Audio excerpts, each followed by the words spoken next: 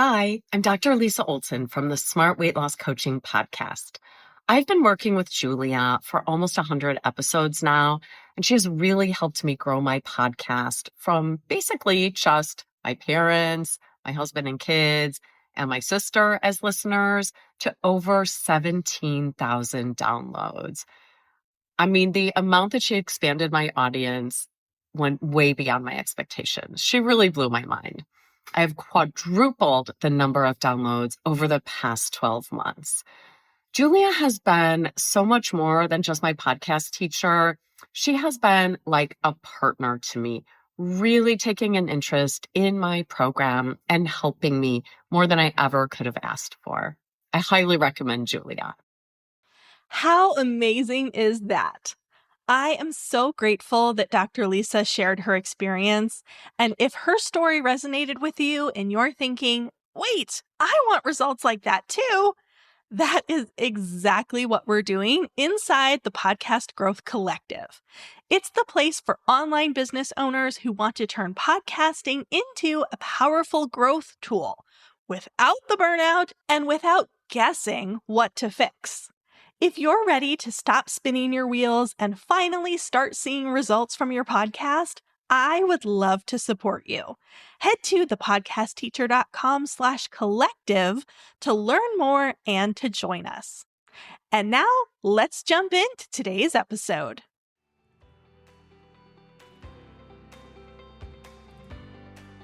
Welcome to Podcasting for Solopreneurs. I'm Julia Levine, aka the Podcast Teacher. As a former elementary school educator turned podcasting solopreneur, I'm here to teach you how to use your podcast to grow your online business. On this show, you'll learn proven strategies to boost your podcast's reach, attract more listeners, and ultimately turn those listeners into clients. Let's get started. Hey, and welcome back. I can't really believe it, but this is episode 100. Oh my goodness. I am so grateful to you for listening and for supporting this podcast. I would not be here without you. Today, I am putting myself in the hot seat to allow you to see a more personal side of me that I don't usually share on the podcast because I like to keep it straightforward with the information here. And my biz bestie, Robbin Kent, is here today to guide the conversation and to ask all of the burning questions. Welcome to Podcasting for Solopreneurs, Robbin. Hey, Julia, I'm so excited to be here with you today. And oh my goodness gracious, the questions that I have for you to reveal the behind the scenes, Julia, behind the mic. I am just so excited about this. This is going to be so much fun. Uh-oh, I'm a little scared. Are you really? You're scared? I got you. I've got you. It's all going to be so good. All right. Well, fire away. All right. Here we go. Okay. What is one thing about your personality that comes through the podcast and one thing that doesn't? All right. Easing me in with, I feel like, a fairly easy one. Very good. Right? Yes. I appreciate that. So I think that the really organized, really kind of strategic side of my personality really comes through in the podcast. I really make it my mission to make the information that I present here super tangible, super actionable, super easy to follow, bite-sized pieces. And so, of course, it takes time to organize that and put that together.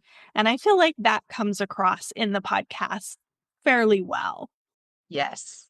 And so, what doesn't come across in the podcast, I think, is just the more casual, more kind of silly side of my personality. Obviously, this podcast is a tool for my business. So, I am here as a professional. I am being a coach, I'm being a teacher, I'm providing information. But of course, in my personal life, I am not always serious. And so I don't know if you know this about me, Robbin, but one thing is that I love puns, like dad jokes. Man, I love a good dad joke. And I will like die laughing. And they're kind of the stupidest jokes, They're not exactly high quality comedy, but I just find them hilarious. I don't know if I did know that. I have to say that might be a newbie. And I've known you for, gosh, is it almost 3 years now? 2.5 years? Yeah. So see, always learning all kinds of things. Should I be brave enough and say, give me your best one? I do have a book. Let me see if I can find a good one. Yes, you got to give me an example. Give us an example of this. Okay. I could probably find a better one if I wanted to spend some more time looking through this book here. But for the sake of time, so this is my Star Wars dad jokes book. And so one thing that I think I've mentioned here on the podcast before is that Jeff and I had a Star Wars themed wedding. And so we are big Star Wars fans. And so that's where the Star Wars themed dad jokes came from, because I love puns and then we love Star Wars. So, what do droids dance to? Ooh, what do droids dance to? Like, I have seen Star Wars. It's been a while, but do they dance to a light beam? Oh no. No, the answer actually has nothing to do with Star Wars. They dance to algorithms. Oh, I don't know why okay. that amuses me so much, but I think that's hilarious. Oh my goodness gracious. That is okay. I have definitely officially learned something new about you. Okay, so since that is dad jokes and puns, was your dad someone that had, like, some of the best dad jokes? No, definitely not. Okay, okay. It's just like, I gotta ask, the question popped in my head. So, oh my goodness, that's hilarious. I love that, I love that. But you are so, like, organized and streamlined, so that personality all of your business. And that's one of the things that was really drawn me to you. And I think many of your clients is because of that. But at the same time, it's so fun to hear even more things about your personality that we don't see on the podcast or see in your programs or something like that. So I love that. Okay, you ready for the next one? I'm ready. All right. What originally sparked your passion for podcasting, and how has that passion evolved over time? Ooh, good question. So, rewinding in time, I listened to podcasts for most of my, no, I guess not most of my adult life because they didn't exist back in my early adult life. But since they existed, I listened to them here and there. But then I had an incident where I couldn't consume any other types of content. And so I had to rely on podcasts. So let me tell you the funny story, and then we'll come back to the love of podcasts and how it has evolved. But I went on my very first cruise. And to make a very long story short, I got up in the middle of the night to go pee one morning, one early morning on the cruise. And the ship was rocking. And if you've ever been on a cruise ship, you know that the bathrooms are teeny, teeny, tiny. And so I get up to go to the bathroom, and the ship moves at wrong way at the wrong time. And I fell over and smacked my head against the sink in the bathroom. Oh, And I gave myself a concussion. wow. Wow.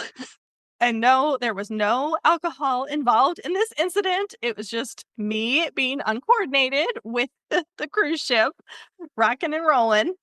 And it turned out to be a really, really bad concussion. And I got home from the trip and I couldn't read anything in print. I couldn't watch TV. I couldn't use the computer. I could not do anything because of the symptoms that I was having. And, those different things were making the symptoms worse. Wow. And the doctors saying that I needed to avoid all those things in order to rest my brain and get better. So the only thing that I was allowed to do was to listen to audio. And so I listened to audiobooks and podcasts. And of course, a podcast is more casual. It's a person in your ears. It's not a narrator. It's not a hired narrator.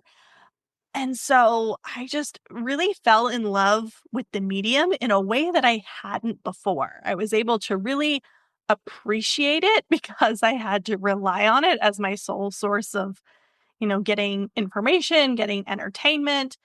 And it just kind of evolved from there that I loved them more and more. I really felt a bond with the podcast hosts, Mm, even though they didn't know me. I really felt like they were my friends. And wow.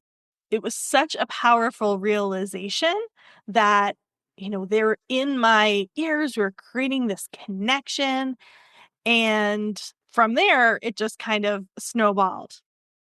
Wow. Okay. So I've heard this story before, but I don't know if I've heard all the details and just kind of how it affected you.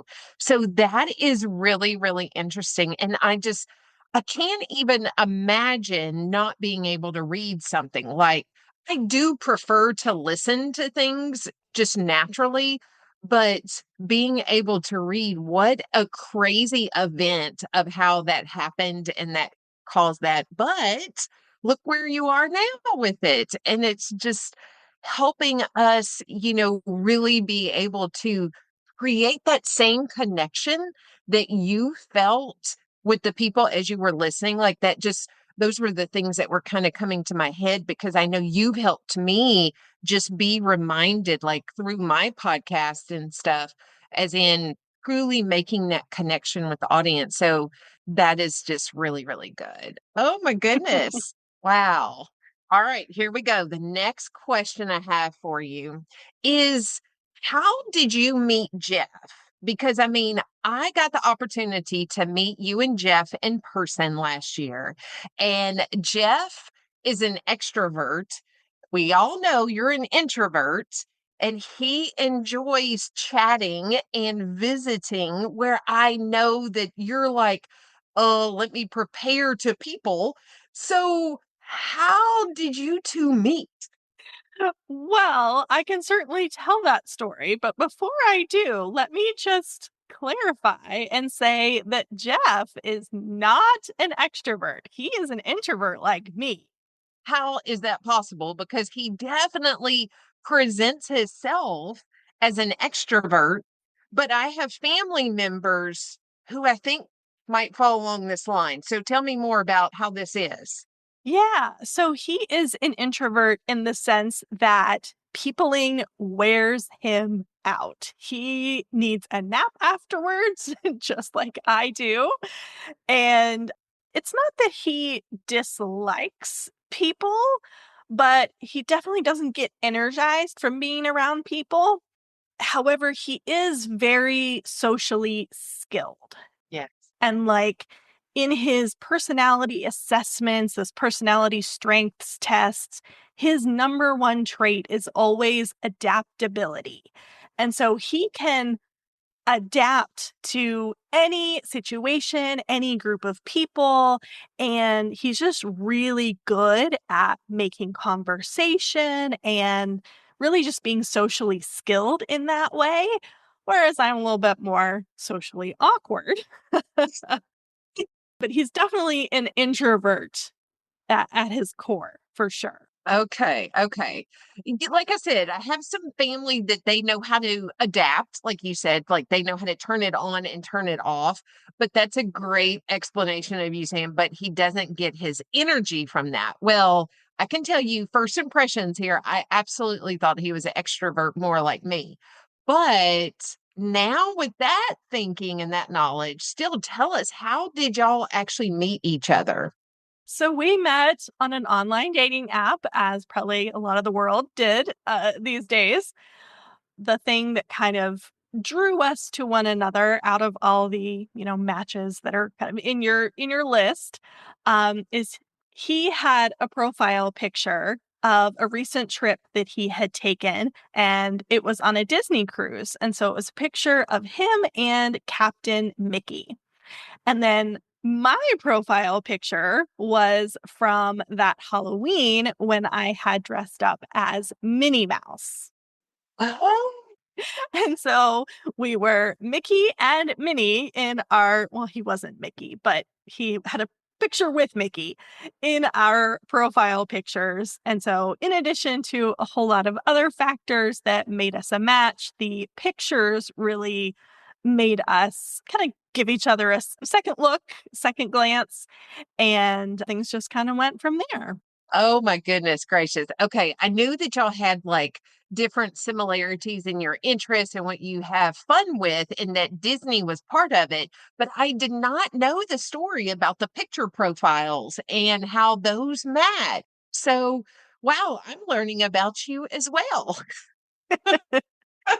Yeah. Oh, We were actually a 96% personality match, which I think is like one of the highest that I had ever seen. And it certainly has turned out to be true.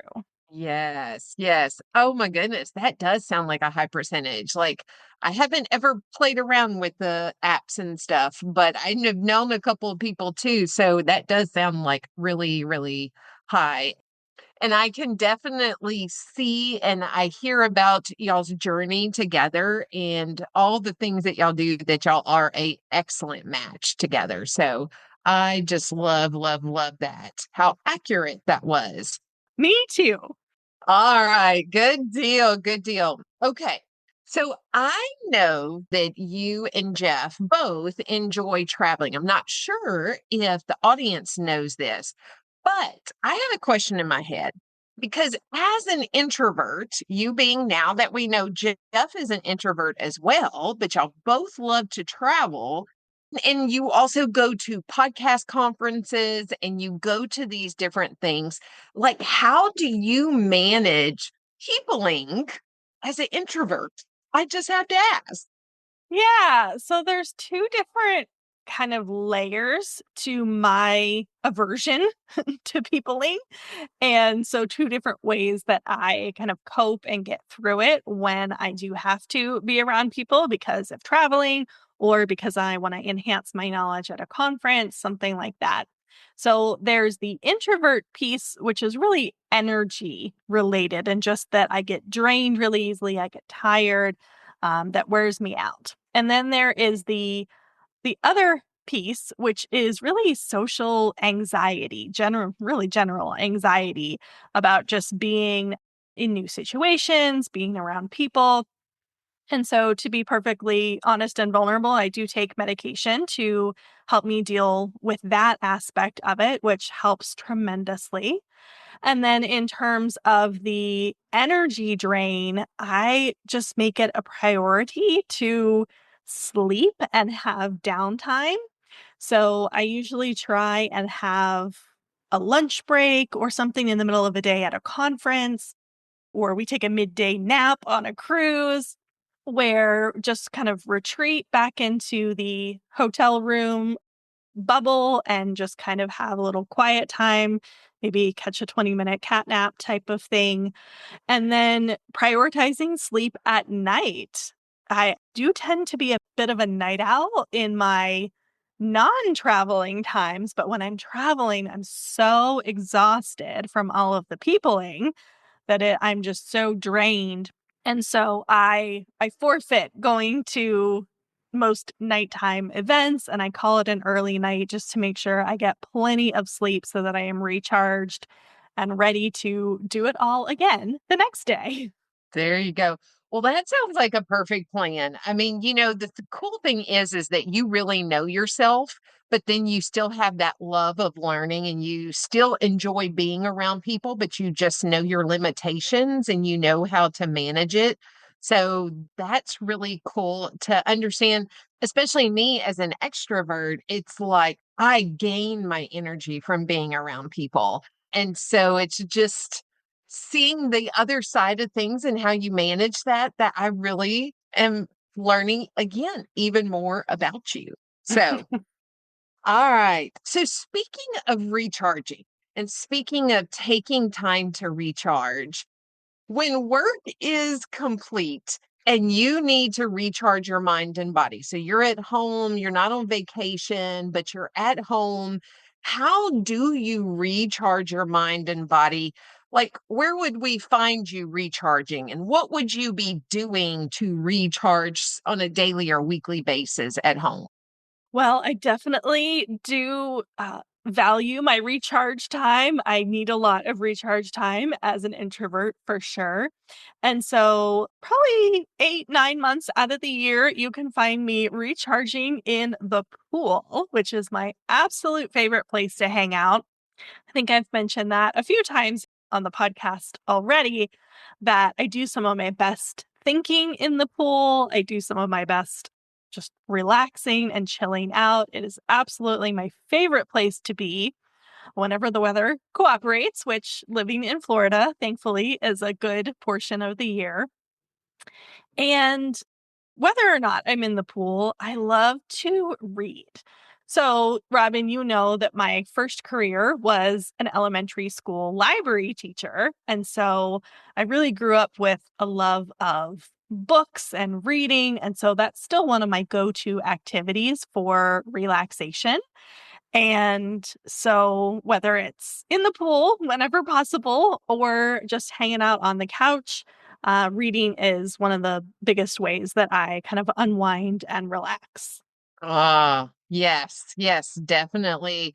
The pool, I mean, when you message me, I can tell you're in the pool because your thinking is just going and going and all the ideas are coming together. So, man, I'm in Louisiana, so I'm down in the South with you. So I get, that weather has to cooperate, but either way, you have that book with you. Since reading is one of your ways that you love to recharge, I am curious, what would you say is one of your favorite books? And what is your favorite genre of books that you like to read? So, I do have a favorite book of all time. It is The Winner by David Baldacci. And it is a murder mystery, kind of thriller novel, which is my favorite genre. And that particular book I have read more times than I can count because it is just such a masterpiece of layers within the mystery. And I won't spoil anything, but there's a lot of twists that you don't typically get in other books of the similar genre. So I read a lot of the mystery thriller, psychological thriller, police procedural, that kind of a book. That's my favorite genre. And I kind of like equally. Sometimes I really enjoy when the books are very formulaic and predictable. There's something about just kind of it's almost like it's a safe space. Like, I know I'm not really gonna be surprised, I don't have to be on guard, like, it kinda calms down my nervous system just kind of knowing what to expect throughout the book. I know some people get really annoyed at books that are formulaic and predictable like that, but especially for me, they have a time and a place when I really enjoy them, particularly if I'm going through a really stressful period of my life and I don't need any artificial stress from a novel, then I really enjoy just that predictability, that formulaic, knowing what to expect. And then on the other hand, of course, I do love a good twist, a good, something when I don't see it coming. And so really love those types of books as well. Just different times, different scenarios. Wow. Okay. I can see that. Like the formulaic piece of it having a pattern and having like seeing what's about to happen. I can see that matching, your personality and just enjoying that. And I like how you described in the sense that it actually relaxes your central nervous system kind of situation. Cause I get that. There's some different things that I'll do that as well. And I'm just like, that's interesting. Like, I haven't heard too many people talk about how that's relaxing, like that inquisitiveness, Mhm. I guess you can say, of problem solving in that. Okay. So I have two fun questions, super simple, but very curious to know. Okay. Are you ready? I'm ready. All right. Question number one. What is your favorite color? My favorite color is teal. That's my all-time favorite color. It's part of my branding colors for the business. My house has teal all over it. It's my favorite singular color for sure.